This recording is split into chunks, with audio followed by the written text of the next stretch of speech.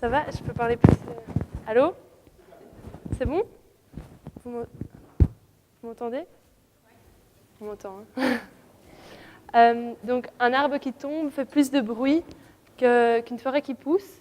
C'est vrai que ces derniers temps, on entend beaucoup d'arbres qui tombent et c'est difficile de ne pas les entendre, même parfois en éteignant la radio, la télé. Ça nous impacte toujours.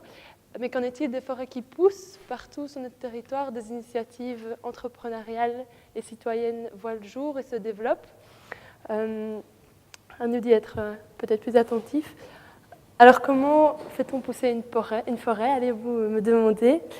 D'après le botaniste japonais Miyawaki, qui est en fait spécialiste dans la restauration forestière et plus précisément dans le développement de petites forêts, même au fond d'un jardin, il faut tout d'abord des graines indigènes, des semences indigènes, donc de variétés locales.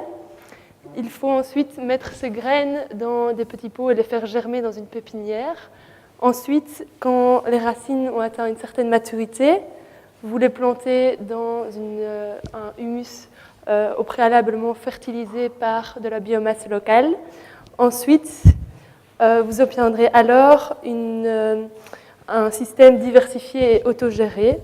Il est important en fait de disposer aléatoirement ces graines afin de chercher à reproduire la complexité d'un milieu naturel où opère la concurrence et la collaboration, et pour favoriser justement un système de forestier. Pourquoi ce petit parallèle et comment est-ce que nous faisons pousser cette forêt ici à Campana? Tout d'abord en favorisant l'essor d'initiatives citoyennes et entrepreneuriales locales et en favorisant également les filières d'approvisionnement, que ce soit de produits ou de services de proximité. Ensuite, en stimulant l'entrepreneuriat social, en créant une pépinière pour les entrepreneurs pour qu'ils puissent venir s'installer et développer leurs activités ici à Campana.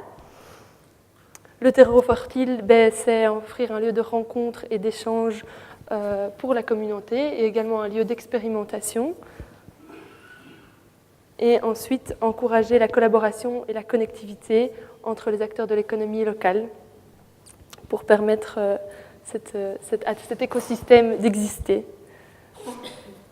Alors, nos petites graines qui ont déjà été plantées à Campana, c'est tout d'abord Sol Capital et Regenacter, qui sont deux organisations actives dans l'agriculture de régénération des sols. On a ensuite le CRAB et l'ULB qui font un projet de recherche en maraîchage diversifié, dont l'objectif est de développer un modèle économique sur 1 hectare pour un maraîcher, et d'également avoir une enquête sur la biodiversité et l'impact du maraîchage biologique sur la biodiversité. On a Smart Mush, le producteur de champignons, qui est une start-up. Kilu Cru, également une start-up qui utilise la cuisine pour développer des chocolats crus. On a des traiteurs tels que Peace of Love, l'organisme Made in Bewe qui fait la logistique de produits locaux. Donc, les producteurs viennent apporter leur production ici à Campana et ils le distribuent dans les grandes et moyennes surfaces. Et puis on a aussi des organisations et des indépendants qui sont actifs dans le mieux-être, que ce soit dans la naturopathie, dans la psychologie, dans la communication intuitive. On a également une ASBL qui fait de la formation de la pédagogie Steiner, une pédagogie scolaire basée sur les principes de la nature. Ça, c'est pour notre petite graine qui sont déjà plantées. Pour notre petite pépinière, voilà, on a un exemple de start-up, la start-up de chocolat cru, Kilu Cru. Et là, notre objectif, c'est pouvoir mettre à disposition des infrastructures à ces jeunes pousses pour qu'ils puissent développer leurs activités dans des conditions qui sont favorables. Notre terreau, voilà déjà un exemple de quelques activités qui ont déjà pris place à Campana et des événements qui ont eu lieu. Alors notre modèle, c'est basé sur les partenariats. Donc on a les murs, le contenant, les infrastructures, mais pour tout ce qui est les services, on va faire ça en bonne entente avec d'autres organismes de formation, avec des entrepreneurs qui ont des projets, des indépendants, des citoyens, des couveuses d'entreprises, des organes qui font des financements alternatifs.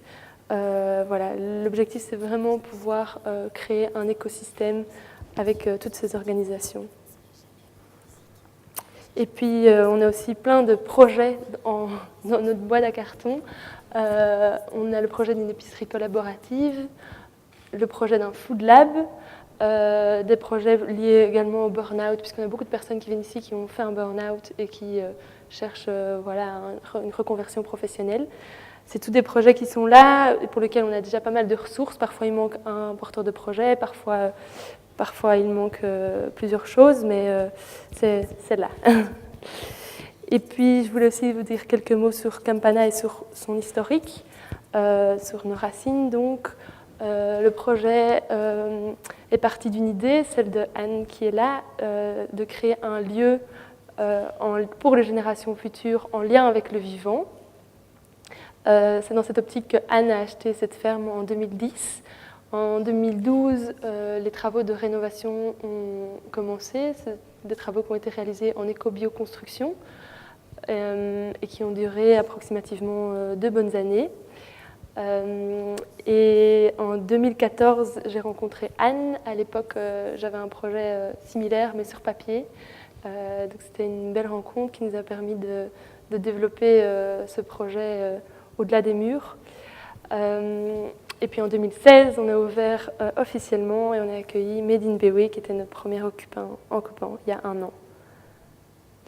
Ce qui rejoint en fait les différentes personnes qui sont installées ici, ce n'est pas spécialement un secteur d'activité, même si le secteur de l'alimentation durable est très présent. Non, ce sont plutôt des valeurs, celle de la proximité, c'est-à-dire favoriser une économie locale, celle de l'autonomie, réduire notre dépendance énergétique, notre dépendance alimentaire, notre dépendance au système financier. L'harmonie, celle de pouvoir construire des relations, des collaborations humaines avant tout. Et puis la mutualisation d'énergie, le fait que, en fait, avoir toutes ces organisations ici, ben, voilà, il y a quelque chose de plus qui va émerger.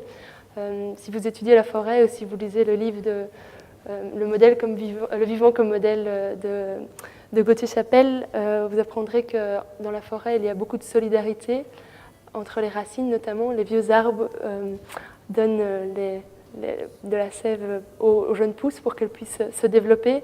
Et donc, c'est vraiment ça qu'on a envie de promouvoir ici et qu'on voit déjà se développer. Par exemple, SmartMush, qui produit ses champignons, donne son compost aux maraîchers. Et donc, c'est vraiment un type de collaboration. Et on a envie de pouvoir promouvoir ces échanges et ces partages. Voilà pour Campana. La suite de la conférence, ça va commencer d'abord par Benjamin Coppens, qui va nous parler des forces spéciales et comment est-ce nous pouvons nous en inspirer dans la gestion des PME. Puis ensuite, ce sera Eric Leix qui va nous présenter le mouvement Gré en transition.